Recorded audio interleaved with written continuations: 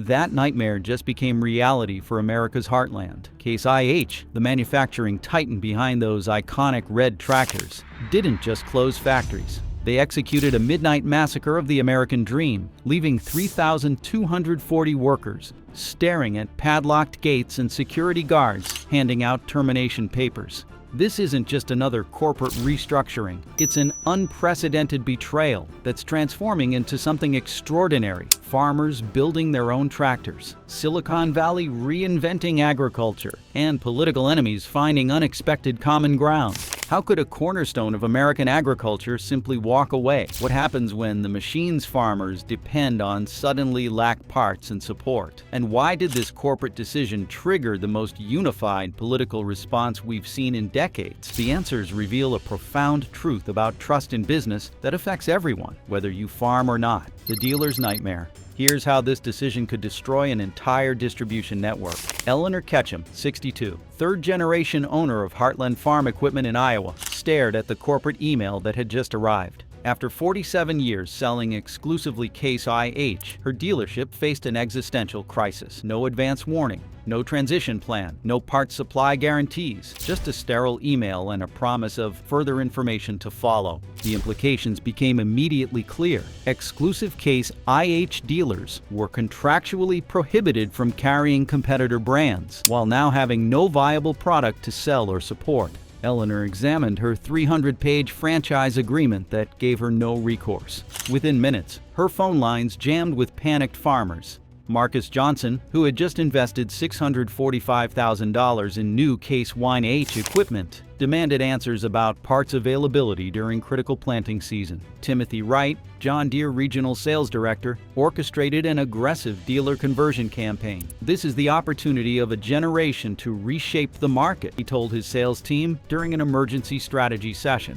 Meanwhile, Carlos Mendez, Case IH parts distribution manager, explained to desperate dealers that American warehouses were depleting with no clear resupply timeline as international production struggled to adapt. Out in America's fields, a far more immediate crisis unfolded with potentially catastrophic consequences for the nation's food supply: the harvest crisis. What if your livelihood depended on machines you suddenly couldn't repair? Fifth-generation wheat farmer James Harmon faced this nightmare when his combine broke down 3 days into harvest. The sensor module controlling the threshing system failed. A part that once arrived overnight now sat on indefinite back order. Every 24 hours of delay cost him $7,500 as unpredictable weather threatened his crop. Agriculture's unforgiving seasonal deadlines made the equipment crisis devastating. Planting and harvesting windows couldn't be postponed for corporate restructuring or supply chain adjustments. Sarah Jenkins, 29, became an unexpected hero. The tech-savvy farmer's live stream showing how to bypass Case IH software locks garnered 27 million views within days. "If they won't support us, we'll support ourselves," she declared to her growing audience. The parts ecosystem collapsed rapidly. Local dealers displayed empty shelves where critical components once stood. Rural mechanics worked overtime to cannibalize older equipment, while farmers resorted to fabricating makeshift replacements. Solutions neither ideal nor safe. Wei Liang, a Chinese parts manufacturer, began reverse engineering Case IH components and establishing direct-to-farmer sales channels. These parts lacked warranty protection,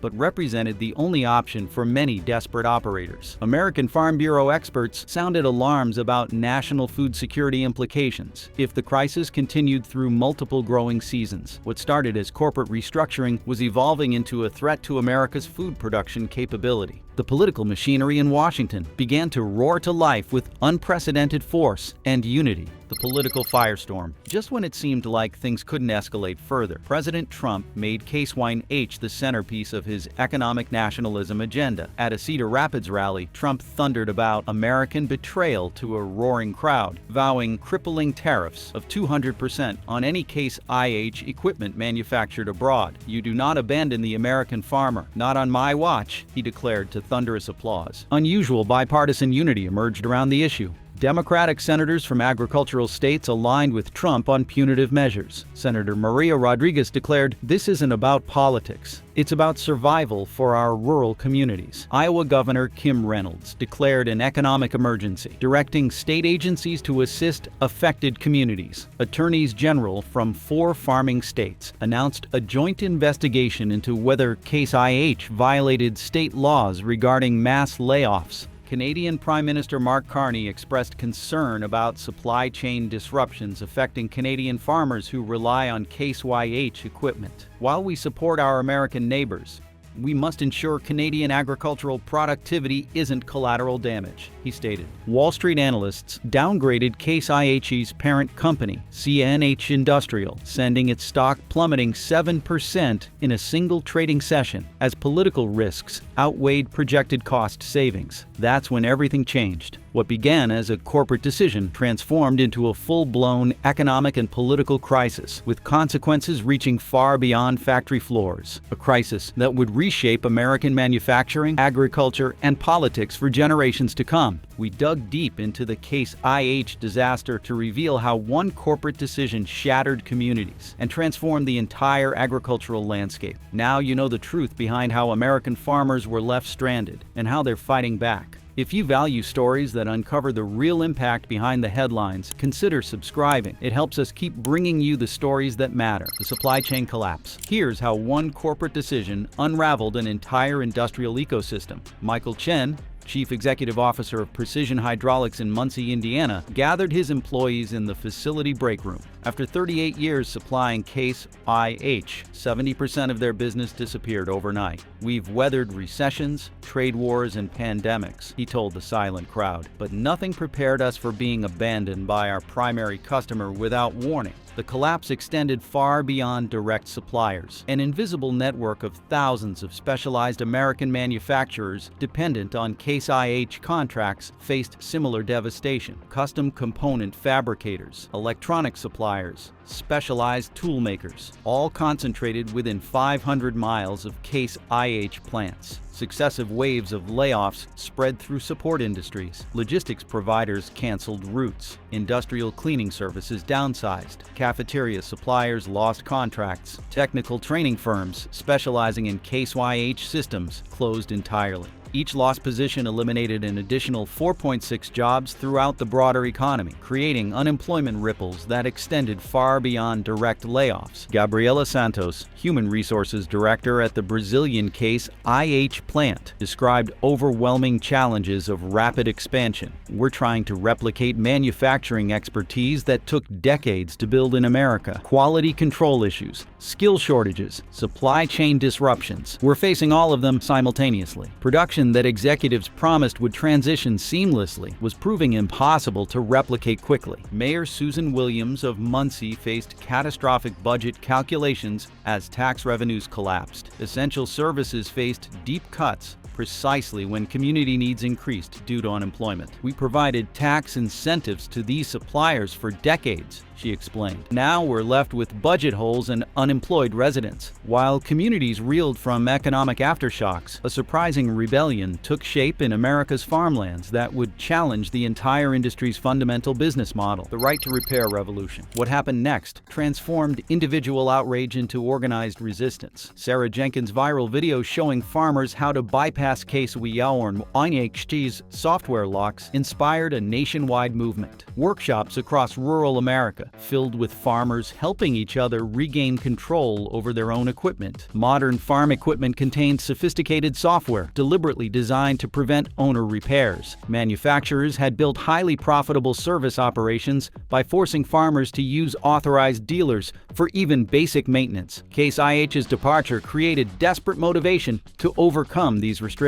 Minnesota State Representative Thomas Chen introduced the first comprehensive right-to-repair farm equipment legislation, breaking with traditional Republican business allegiance. When corporations abandon their responsibilities, government must protect citizens' right to maintain their own property, he declared. During an impassioned floor speech, Emily Rodriguez, Federal Trade Commission investigator, launched a formal probe into whether digital repair restrictions constituted illegal anti-competitive practices. The investigation potentially threatened the entire equipment industry's business business model, which relied heavily on service revenue. Professor James Wilson, Agricultural Engineering Department Chair at Iowa State University, developed a formal curriculum teaching equipment modification and repair previously considered unauthorized by manufacturers. "We're reclaiming knowledge that should never have been restricted," he told reporters during a demonstration of their repair training facility. Internal documents from other equipment manufacturers revealed alarm as the repair movement gained momentum. One executive's leaked email warned, "If farmers can repair their own equipment, our most profitable revenue stream disappears overnight. This threatens our entire industry." While farmers reclaimed their right to repair, Case IH's competitors executed carefully calculated strategies to permanently reshape the market and ensure the company's American exodus became permanent. The competitors' counterplay. That decision didn't just backfire, it exploded into unprecedented opportunity for rivals. Catherine Chen, John Deere marketing director, unveiled the American-Made, American-Stayed campaign to her executive team. Digital boards displayed Case IH market share in freefall while competitors surged. "This isn't just about capturing temporary market share," she explained. "This is about permanently realigning customer loyalty in our industry." Competitors executed comprehensive plans targeting each Case IH vulnerability. Beyond emphasizing American manufacturing commitment, they introduced repair-friendly policies and aggressively recruited Case IH dealers seeking stable alternatives. Robert Thompson, former Case IH exclusive dealer for 34 years, emotionally removed company signage and raised the Kubota flag as employees applauded. "It feels like leaving an abusive relationship," he told local news cameras, capturing the moment. "I defended this brand to my customers for 3 decades, and they abandoned us without a second thought." James Yamamoto unveiled Kubota's open-source Orange program, providing customers with complete repair documentation, diagnostic tools, and parts access, directly challenging industry norms that Case IH had championed. "We believe farmers should control their own equipment," he stated during the program launch. Lee Wei, YTO Group executive, cut the ribbon at the company's first American assembly facility in Kansas, staffed primarily with former Case IH workers. "We recognize that American farmers need equipment built on American soil by people who understand their needs," he declared to applause from newly hired employees. Case IH's North American market share plummeted from 27% to 11% within 6 months, with losses divided among established competitors and new market entrants seeking footholds in the disrupted market. Just when it seemed communities built around Case 1H might collapse entirely, an unexpected renaissance began taking shape that would transform their economic futures. The Heartland Transformation. The abandoned communities began writing their own survival stories. Mayor Thomas Wilson of Racine stood in the massive empty Case YH facility, being transformed into the Heartland Manufacturing Innovation Center. "We're not just replacing what we lost," he told visitors touring the space. "We're building something that can't be taken away again by a single corporate decision." The sprawling manufacturing floor had been divided into smaller manufacturing pods, each housing different businesses. Former Case YH engineers launched startups developing specialized agricultural technology. Suppliers who lost primary customers pivoted to new markets. Technical schools established training programs in the factory's former office spaces. Richard Dominguez, with 27 years' experience as a Case IH engineer, launched Precision Prairie, developing specialized attachments, improving older equipment performance. "We're focusing on extending the useful life of existing machinery rather than forcing farmers into constant upgrade cycles," he explained while demonstrating his first commercial product. Professor Maria Chen developed targeted retraining programs at the community college, keeping skilled workers in the community by adapting their manufacturing expertise to new sectors. "These workers haven't lost their abilities," she emphasized. "They just need bridges to new opportunities that value their skills." Reverend James Washington organized mutual aid networks through local churches, providing emotional and practical support for families navigating economic transition. "Beyond financial hardship, there's a spiritual toll when your community's identity is threatened," he explained. "Healing requires both practical and emotional support." The economic indicators showed mixed signals as communities adapted. Commercial property values dropped 37%, but new business formations rose 28% compared to the previous year. Tax revenues remained depressed, but showed first signs of stabilization as diversification strategies took root. While communities fought for survival, President Trump transformed Case YH's betrayal into the centerpiece of a new economic nationalism that would fundamentally reshape America. America's approach to manufacturing, trade, and corporate accountability. Trump's economic battlefield. When President Trump unleashed his economic nationalism, the entire agricultural equipment industry became a political battlefield. Surrounded by farmers and workers, Trump signed the American Agricultural Security Executive Order, targeting companies offshoring production, with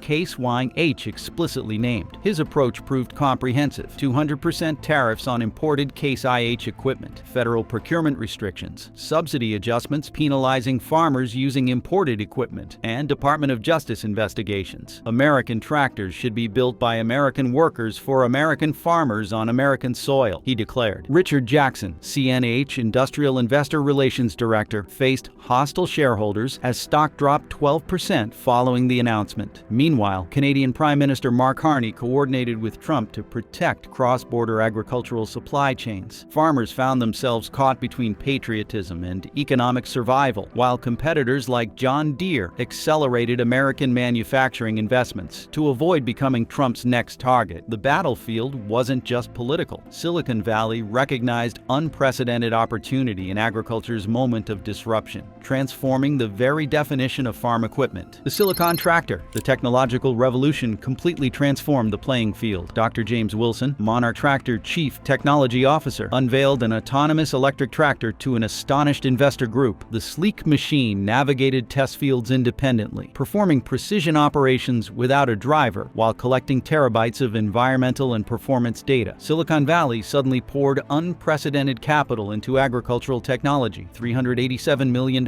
for Monarch Tractor's Series C funding alone. Hundreds of millions more flowed to startups promising to revolutionize farming through technology solutions that made traditional equipment manufacturers appear increasingly obsolete. Sarah Martinez demonstrated Microsoft Farm Cloud platform, allowing older equipment to access advanced capabilities through add-on sensors and cloud computing. Farmers don't need to replace their tractors to join the digital agriculture revolution, she explained, showing how a 20-year-old machine could perform precision operations comparable to the newest models. Richard Thompson, 58-year-old traditional farmer, described his reluctant adoption of autonomous equipment after a lifetime of manual operation. "I fought against these computers for years," he admitted while monitoring field operations from his tablet. "Now I can't imagine farming without them. My yields are up, costs down, and I work fewer hours." Emma Chen explained how modern farming increasingly focused on information rather than physical effort. Each field generates 18 terabytes of actionable data daily, the agricultural data scientist noted. "We can determine optimal planting density, fertilizer application, and harvest timing down to the square meter, rather than treating hundreds of acres identically." Traditional equipment manufacturers watched in alarm as technology companies targeted their most profitable market segments, fundamentally changing farmer expectations about equipment capabilities and lifespans. The very definition of farm equipment was evolving from standalone machinery to integrated hardware-software ecosystems. While tech giants entered the agricultural market, an even more surprising manufacturing revolution was taking shape in the heartland, as farmers themselves rejected the role of passive customers. The Farmers Collective. What happened next stunned even his most loyal supporters. John Martinez addressed the inaugural meeting of Heartland Equipment Cooperative in a converted warehouse that once supplied Case IH components. 78 farmers had pooled resources to purchase manufacturing equipment and hire skilled workers laid off from Case IH. Behind him stood the first prototype of the Prairie Workhorse tractor, not the most sophisticated machine, but one that embodied a radical philosophy. "For a century, we've been told only corporations can build the tools we need," Martinez declared to Applause. "That ends today. We understand our needs better than any executive in a distant boardroom ever could." The farmers' transition from consumers to producers fundamentally redefined their relationship with equipment. Dr. Emma Thompson, agricultural engineering professor providing technical support to farmer-led manufacturing, explained how farmer-designed equipment differed fundamentally from corporate products. These machines emphasize repairability, component standardization, modular modularity, and 20-year service life, rather than planned obsolescence. They're designed to be maintained by the people who use them. Richard Chen, equipment dealer now representing farmer-produced machinery, described overwhelming demand. The Plains Collective pre-orders exceeded production capacity by 300% within the first month. Farmers want equipment built by people who understand their daily challenges and priorities. The cooperative manufacturing model faced limitations, production capacity constraints, quality control challenges, limited model range, but these were balanced against advantages of local responsiveness and alignment with farmer needs. We're not trying to replace the entire industry, Martinez explained. We're creating alternatives that better serve our communities and keep manufacturing skills alive in rural America. Senator Maria Rodriguez championed the Cooperative Manufacturing Development Act, providing federal assistance for farmer-led equipment production initiatives. This isn't just about tractors, she argued during floor debate. This is about national food security, rural economic development, and proving that manufacturing can thrive beyond urban centers. As America's agricultural equipment landscape transformed, the international consequences revealed themselves in unexpected ways that would reshape global food production systems. The global aftershocks. International consequences revealed the true stakes of the manufacturing exodus. At an emergency United Nations Food and Agriculture Organization summit, Dr. Maria Chen presented alarming data on agricultural equipment shortages threatening food production in developing nations that had relied on consistent equipment flows from established manufacturers. The environmental paradox became increasingly apparent. João Silva, Brazilian environmental scientist, documented accelerated rainforest conversion directly tied to Case 1H's manufacturing expansion. Satellite imagery showed 43% increase in land clearing near new production facilities as local authorities prioritized industrial development over conservation. Nations began reassessing dependence on multinational equipment providers as potential food security vulnerabilities. Minister Li Wei announced China's comprehensive agricultural self-sufficiency initiative, including domestic equipment production. Agricultural sovereignty requires control over the tools of food production, he stated during the program's launch. Pierre Dubois, European farmer organization leader, mobilized support for legislation mirroring America's right to repair movement. The abandonment of American farmers has awakened European farmers to our own vulnerabilities, he told reporters following a demonstration of thousands of farmers in Brussels. We cannot allow our food security to depend on corporate priorities. Prime Minister Mark Carney announced a new cross-border agricultural equipment manufacturing initiative in partnership with the Trump administration. Food security transcends borders, requiring Canadian and American cooperation, he declared at the joint announcement. Our agricultural systems are deeply integrated, and our manufacturing approach should reflect that reality. Global food price volatility increased 32% as equipment supply chain disruptions affected planting and harvesting capabilities worldwide, creating ripple effects through commodity markets already stressed by climate change and geopolitical tensions. What began as an American manufacturing story had become a global food security crisis. 5 years later, as dust settled on the Case IH exodus, American agriculture had transformed in ways no one could have predicted, creating a fundamentally different landscape for farming, manufacturing, and rural communities. The new farm. This move wasn't just bold, it catalyzed a fundamental rethinking of American farming. Emma Rodriguez, 26, walked through her family's transformed operation, tablet in hand monitoring automated systems across mixed crop fields